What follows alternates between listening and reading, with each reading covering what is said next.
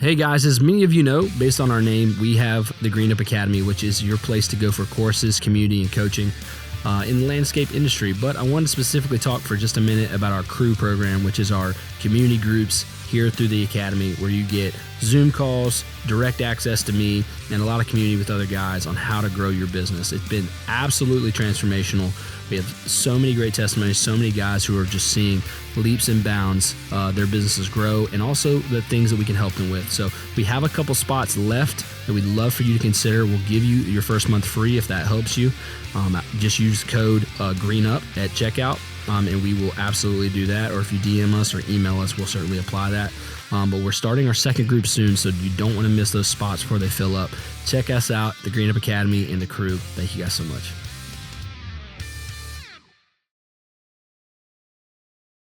Welcome to the Green Up Academy podcast with Alex Kirby, where we focus on helping you level up your green industry business. Whether it's marketing, finance, employees, or strategy, we talk about everything on this show to help you apply it to your business and change your family and company's future for decades to come. Here's your host, Alex Kirby.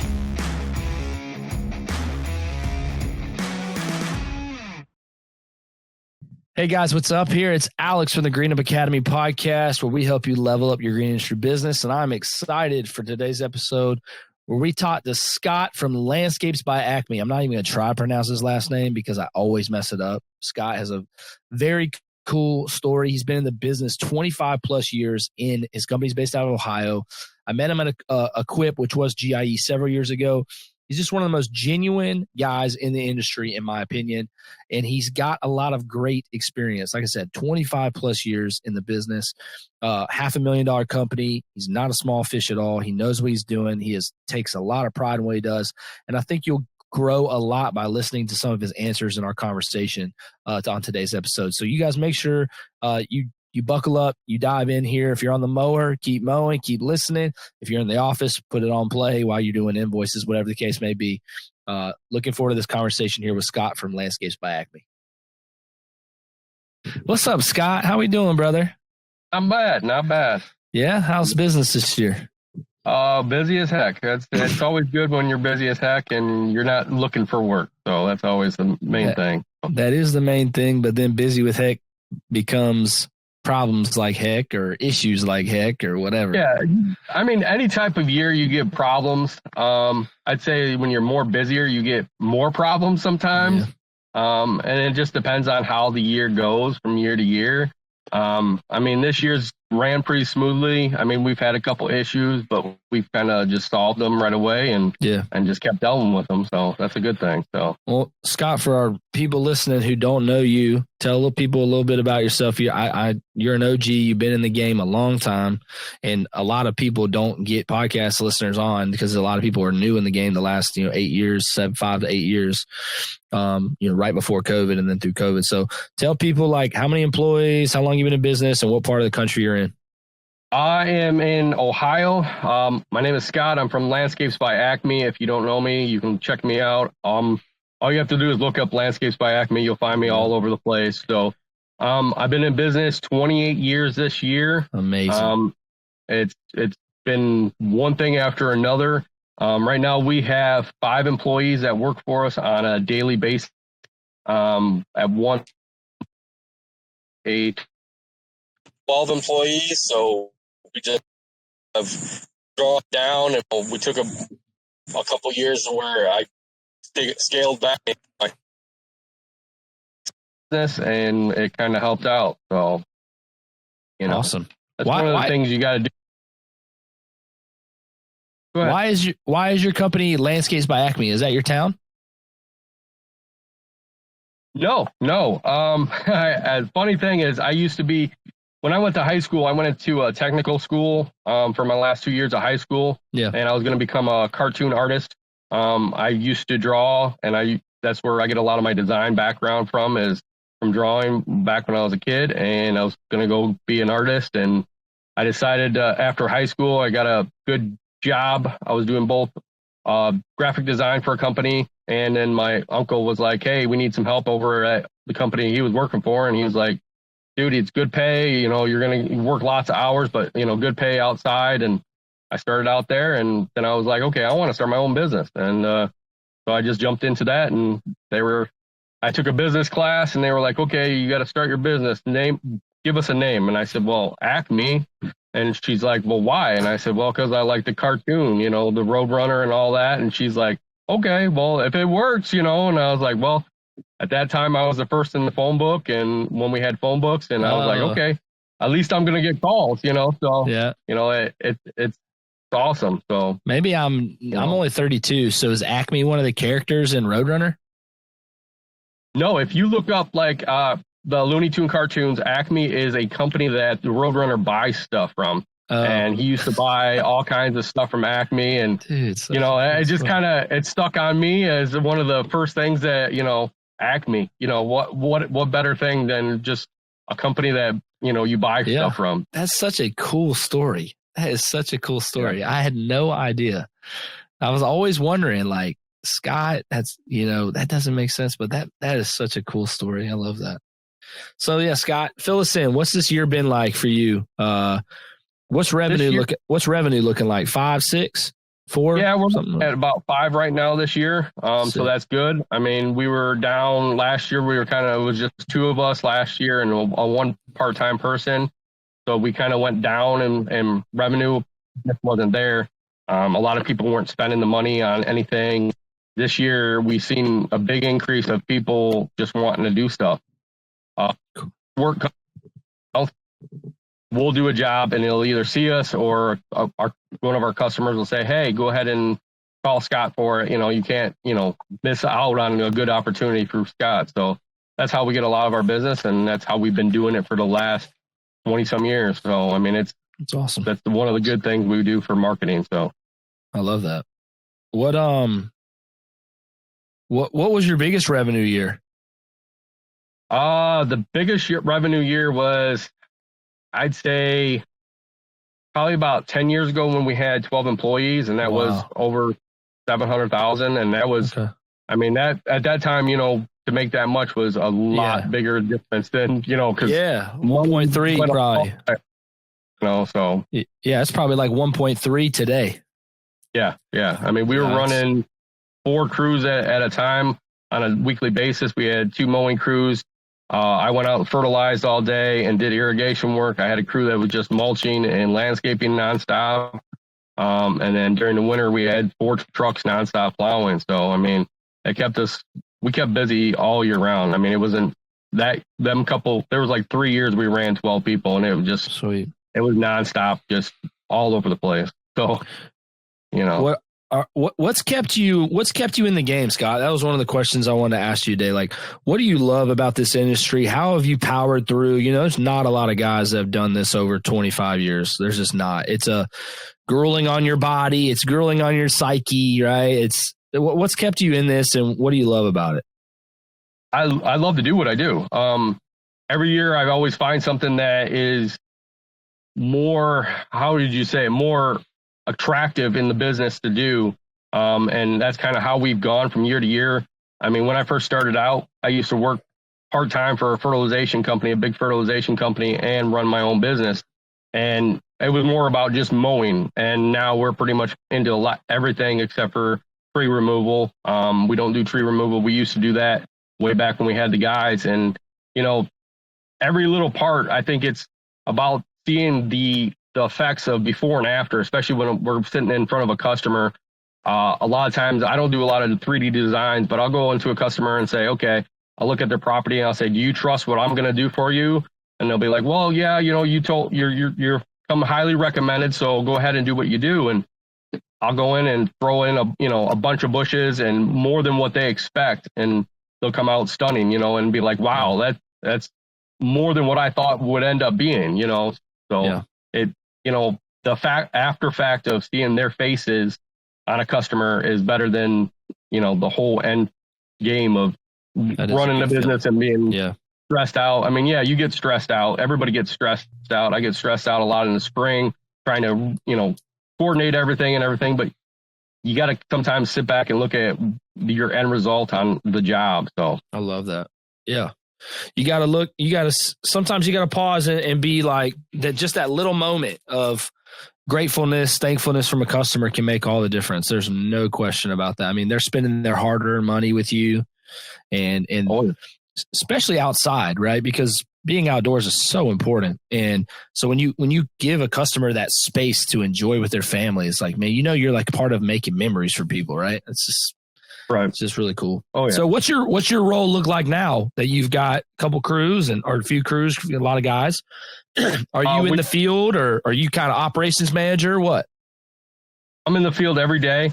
Okay. I think the good things about it is to be able to be out there and actually experience everything every day. And, I'm not afraid to tell one of my employees to go do something if I'm not going to be able to do it myself. If I feel it's deemed unsafe, then I won't do it myself, and I'm not going to push one of my employees to do something like that. Love that. So that's one of the things. I love being out in the field. I love putting in the plants. I love designing it. I love pushing the mulch. There is aspects of, doing certain things I don't like, but I think every one of my employees have something that they don't like, and, they still struggle through it and just say, you know what, it's a job. I'm going to get it done. I want to make sure that this customer is satisfied, and that's what we do. So love that. So, yeah. So Scott, you've been in the game a long time and you're not a young buck, but you're definitely not you're not an old deer either. But that means we're preparing for whatever that is, the exit plan. So some people it's selling, some people what has your thoughts been on retirement, or how to prepare for transitioning to maybe an employee, or I have no idea. Tell me what you've been thought about that. Right. I've never started a Roth IRA. We had just talked to a financial planner this year. And pretty much she told us to go ahead and get some things taken care of first. Yeah. Because we put a lot of money into building our own house and upgrading our shop area and stuff. So over the last couple of years, I've been doing that. So now we're trying to look into how to prepare for the future. And there is still time, being at my age, there's still time to prepare for future. So that's what we're going to do, is start going into an IRA. Cool. Business wise, I feel like the business will still be there for at least 10, 15 years. Yeah. I still have a couple young kids still that, are going to go through college.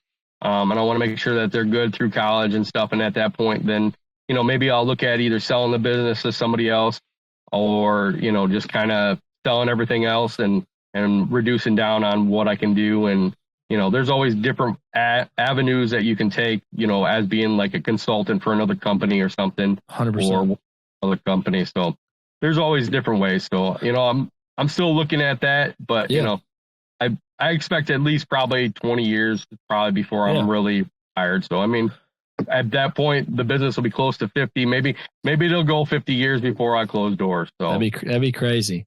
Yeah. No, it's something I've thought a lot about. I always think about it because I'm a finance nerd, but lately my wife's grandparents are getting older. And her grandpa, he's 62. He's had some health issues these last 8 weeks. And so I've thought about it more intently, because he's doing a physical job, and all of a sudden he's been laid up, and he's like, man, it hits you out of nowhere. And so I guess I can give you a couple fun facts. Roth IRA, it on average doubles every 7 years. So if you've got 21 more years, and you can put, 20K, 15K a year in it, maybe.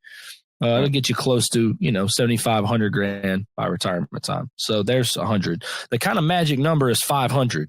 So if you can be debt free and have 500K in, investments, whether that be real estate, whatever, then you'll be fine. Because the issue is Social Security, right? You've been paying all this money into Social Security, and will it be there? Because, for example, my wife's grandfather's he's looking at $2,400 in Social Security, which is a good number, and I'm sure you're probably looking in that same range as a self-employed person. You've been putting in from day one, right? But the question, is it going to be there? Is the freaking Social Security going to? So that's a huge issue, because, if you're debt free and you're making $5,000 a month at retirement age, you're straight at that point, $5-6 grand, Right. You're making $1,500 off your Roth a month, and you're making $1,000 off a rental, and you're making $2,000 off selling your owner financing your business to somebody. Like, you got no worries. But that's something that I just been thinking a lot about lately, because I'm nervous for a lot of landscapers. Like, a lot of green industry guys don't have a $500,000 business that, they could probably sell. At worst, you could sell your equipment for $100,000 probably. I mean, geez. Right. A lot of guys don't have that. And then they work really hard and they don't have a savings, and, they just paid the bills with it. And so they get to the end of their career and they're like, man, I don't really have anything to show for this except that I paid my bills my whole life. I don't know if that's something you hear or see. To make a lot of that. I feel like even a lot of the newer guys that are coming in don't have anything prepared for future. And then I see, like after 8 years, some of these guys go out of business because, they're putting a lot of what they're bringing into equipment, payments and truck payments and rental of buildings and stuff. And then it eventually comes down to where, like, okay, I'm barely making it, so I'm just going to close up shop. And then they close up shop without no retirement. One thing I would tell for younger people is, try to make sure your numbers and, make sure you put in something for retirement. That's one of the main things right off the bat. Like, I see so many companies nowadays around us, even all across the country, that, they'll do stuff for really cheap just to get the job. And it really make sure that number right from the get-go. I mean, I didn't know my numbers right off the bat, and it took me years to kind of figure it all out. And back then, there wasn't a lot of landscapers that wanted to give you information. They didn't want to talk to you like they do now. And nowadays, it's a lot better. And go out and ask somebody that's been in the business for years, or ask, a company that's, like me, been in business for 20, 30 years, and say, hey, give me some kind of advice on how I should take my business or get past the hump, to keep pushing for, the rest of my life or whatever I'm going to do. So. How did you learn your numbers? Like, what's your process now for job costing? And so, example, give me how do you price a property that you come up to, let's say under an acre? How do you come up with that number? How have you done that?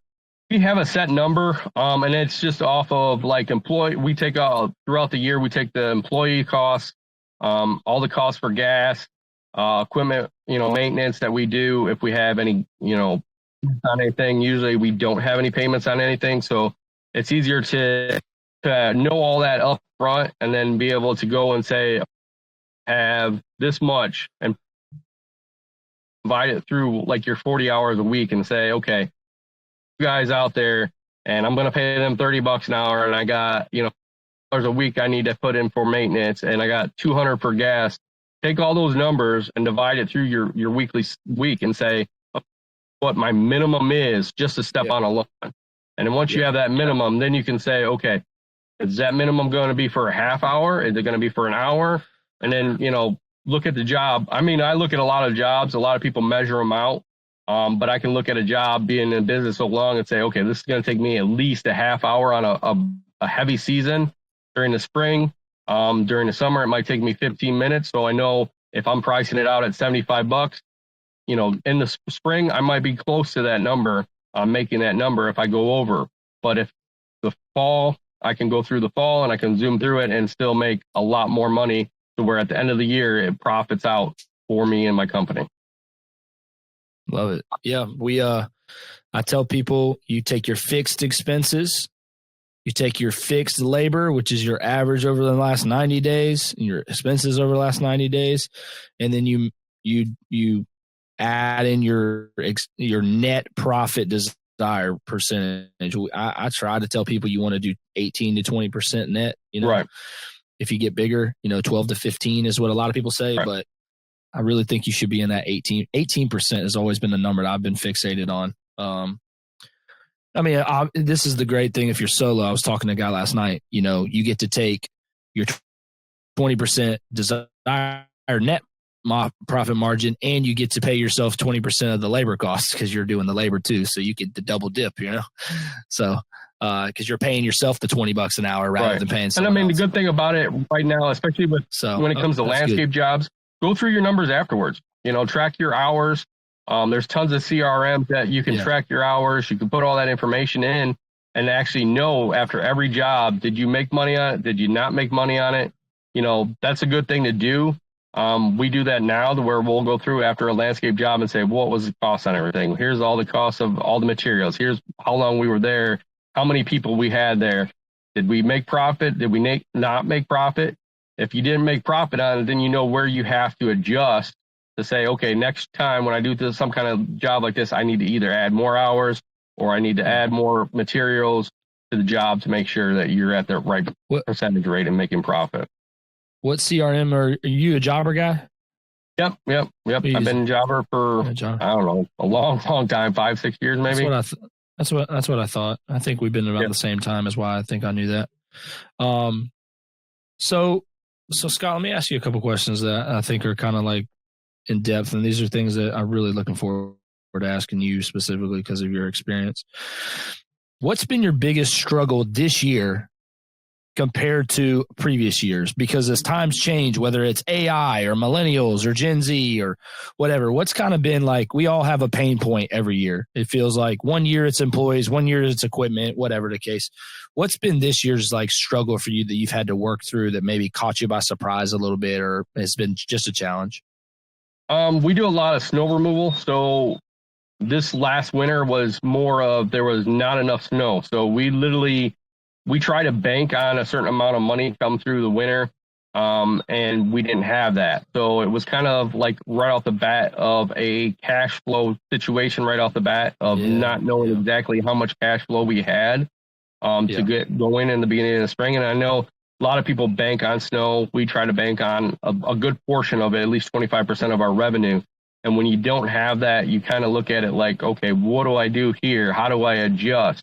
Especially in the spring, when you get a spring rush right after having nothing. And you got to have employees, you got to have materials on hand, you got to have mulch.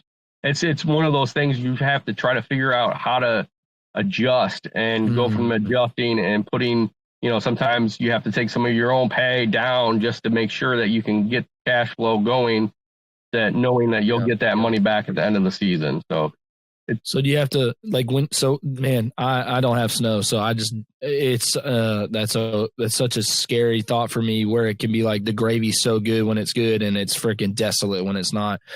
Do you lay off everybody when it doesn't snow for 4 weeks? Like that's what frustrates me, is like you have this great team all for a year or 2 years.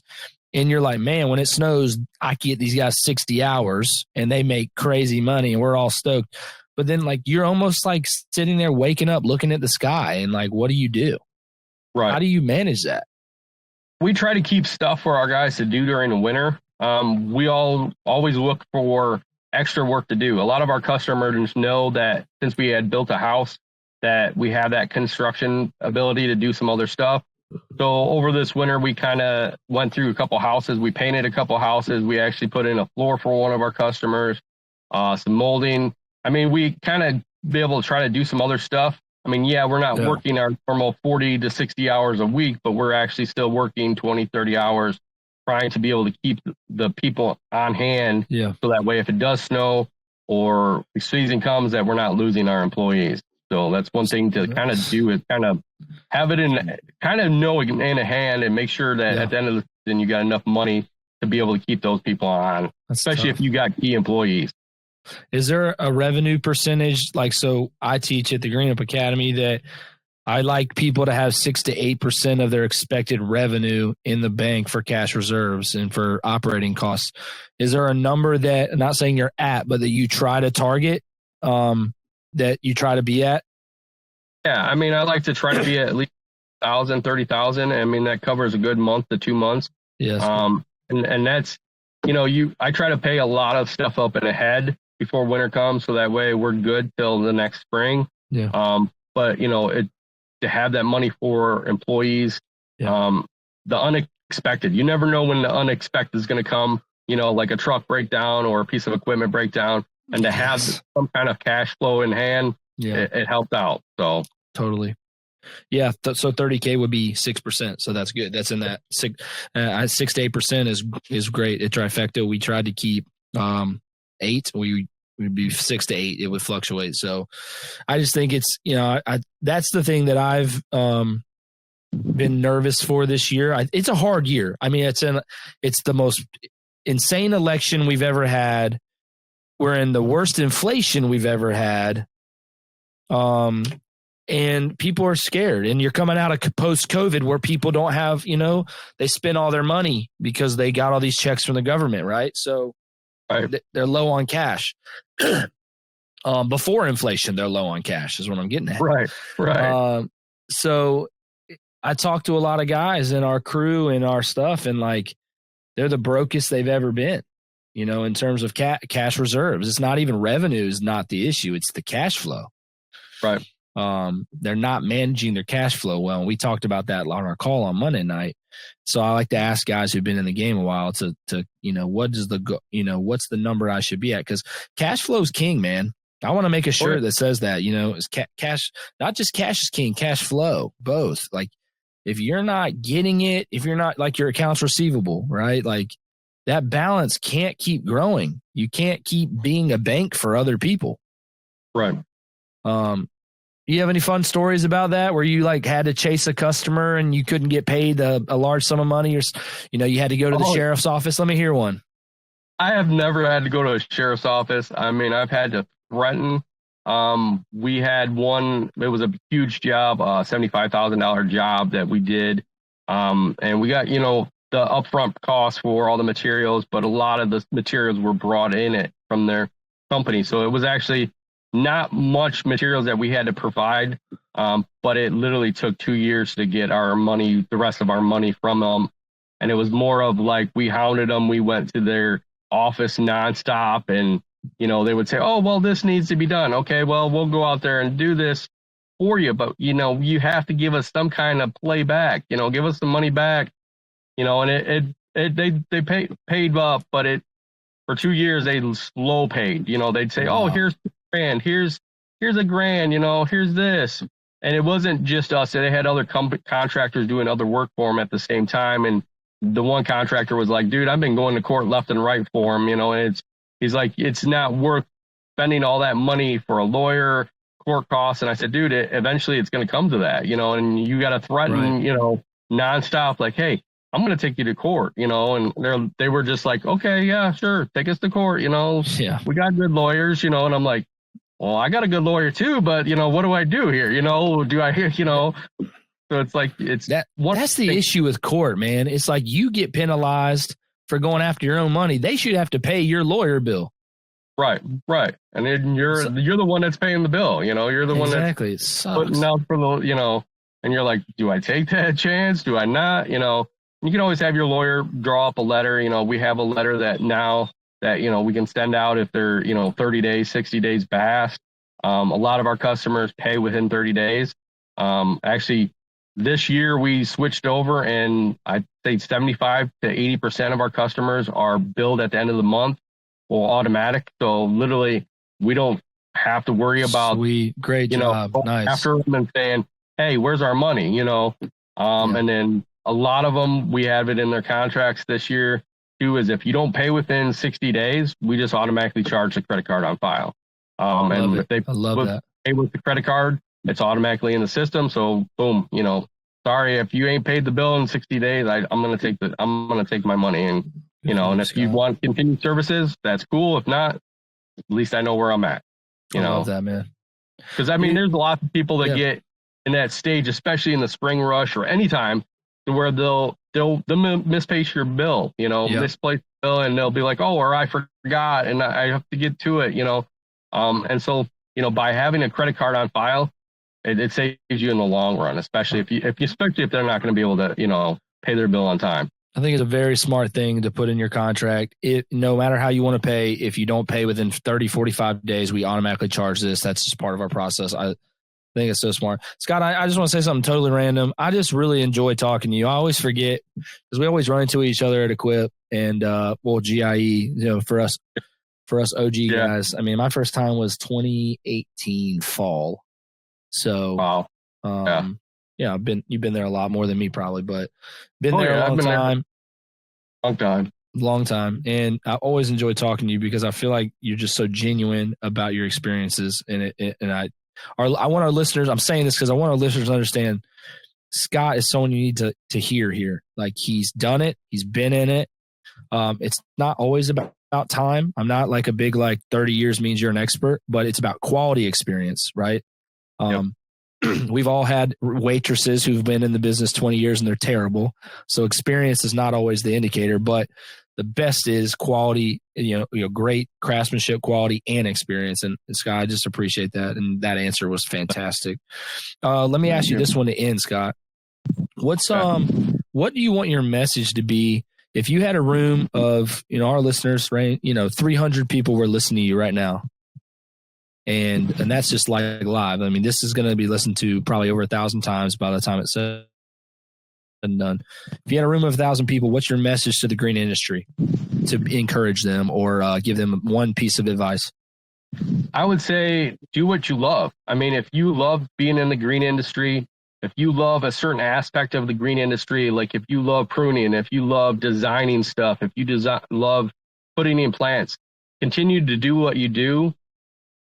Hone on it. Try to get that to totally be perfect and give always 120%. I mean, giving 100% is awesome, but always try to go over it. I mean, that's what we try to do at our company. We always try to go over our percentage wise of 100%. So that way the customer sees.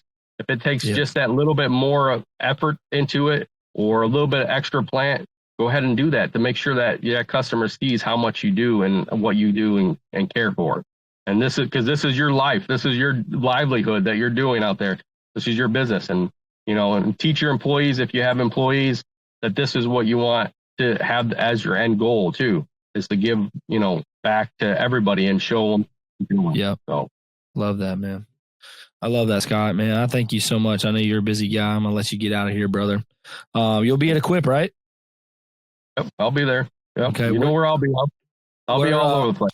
Well, we're going to announce we're having an event Wednesday night. We're going to announce it the next week or so. So we'd love to have you come. There's going to be like 40 people, 40 spots. It's going to be really fun. It's going to be a fun event. It's going to be fun and it's going to be really cool. So I hope you're able to stop at that, but I can't wait to see you regardless, buddy. Thank you so much for coming on. And, guys, if you want to follow Scott and get connected with him, it's Landscapes by Acme, ACME.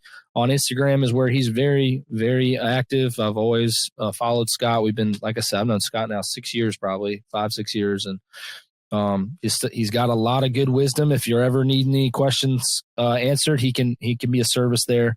And you can see his mohawk at Equip. If you're watching on YouTube, you can see that beautiful mohawk that he does every day at Equip. So looking forward to it, Scott. We'll see you next time, buddy. Thank you. See you later.